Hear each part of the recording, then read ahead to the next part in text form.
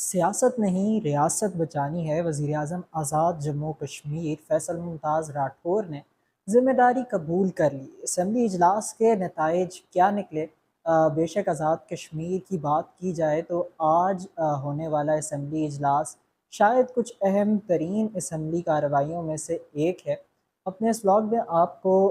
Emotions یا پھر کسی بھی قسم کی بائسنس سے ہٹ کر آپ کو مصدقہ خبریں بتائیں گے آج اور گزشتہ روز ریاست آزاد جموں کشمیر میں کیا ہوا۔ قائم مقام صدر آزاد جموں کشمیر چودھری لطیف اکبر کی جانب سے آج دن 2 بجے آزاد جموں کشمیر قانون ساز اسمبلی کا اجلاس بلایا گیا تھا۔ اسمبلی اجلاس سے قبل وزیر اعظم سمیت متعدد اسمبلی ممبران نے میڈیا سے گفتگو کی۔ وزیر اعظم آزاد کشمیر نے اجلاس سے قبل کہا کہ مظاہرہ کرنے والوں کو ٹھنڈا پانی پلانے کا ارادہ تھا۔ اگر یہ پرامن احتجاج مظفر آباد پہنچتا، انہوں نے کہا کہ ہم نے منتیں کی، یعنی وزیر اعظم نے اپنے اسمبلی کے جو ان کا خطاب تھا اس میں بھی یہی کہا کہ میں نے آخری دم تک کالعدم قرار دی گئی ایکشن کمیٹی سے جو ہے وہ منتیں کی انہوں نے یہ بھی کہا کہ کالعدم ایکشن کمیٹی نے حالات اس نہج پر پہنچائے ہیں۔ جہاں وزیر اعظم نے کہا اور جہاں اس کے علاوہ اگر ذکر کریں تو سابق صدر وزیر اعظم سردار یعقوب خان اور نبیلہ ایوب صاحبہ نے کہا ہے کہ جو بیک ڈور مذاکرات ہیں وہ جاری ہیں، جلد قوم کو خوشخبری ملے گی۔ تو وہیں ترجمان حکومت شوکت جاوید میر نے دعویٰ کیا کہ کل شام تک حالات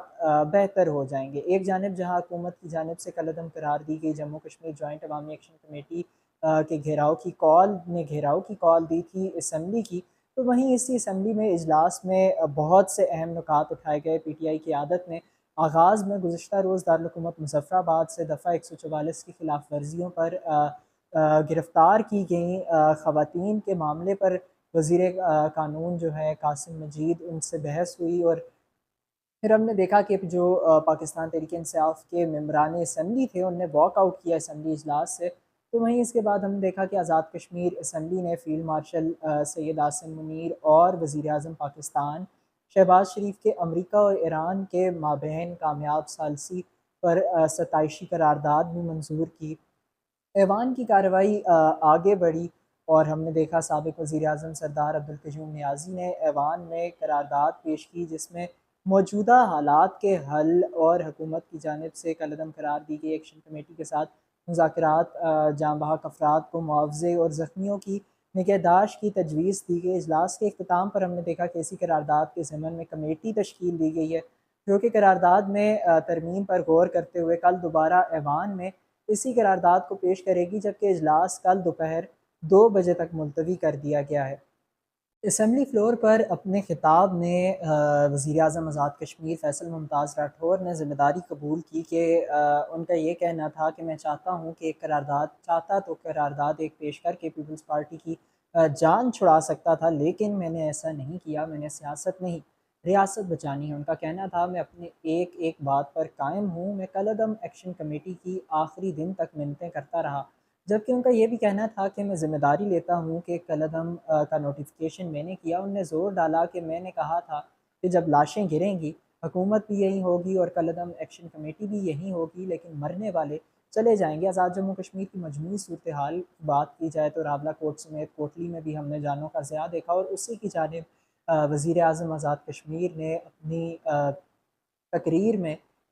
جو ہے وہ نشاندہی کی، اس کی جانب اشارہ کیا۔ ریاست ایک نازک دور سے گزر رہی ہے اور یقینی طور پر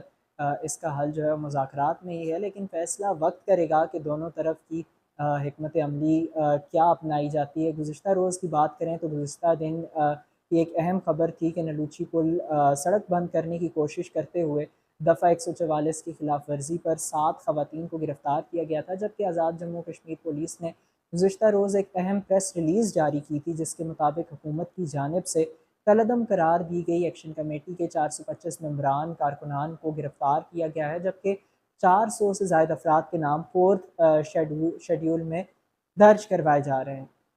فورسز کے نقصان کا بھی تذکرہ کیا گیا تھا اس پریس ریلیز میں، اور یہ کہا گیا تھا کہ یہ درج کیا گیا تھا کہ لا انفورسمنٹ کے 4 ملازمین شہید اور 89 کے قریب زخمی ہیں۔ مزید اہم خبروں کے لیے ہمارے ساتھ جڑے رہیے، کیونکہ ہم ایموشنز یا بائسنس کے کو پس پش ڈالتے ہوئے آپ تک صرف مصدقہ خبریں پہنچا رہے ہیں۔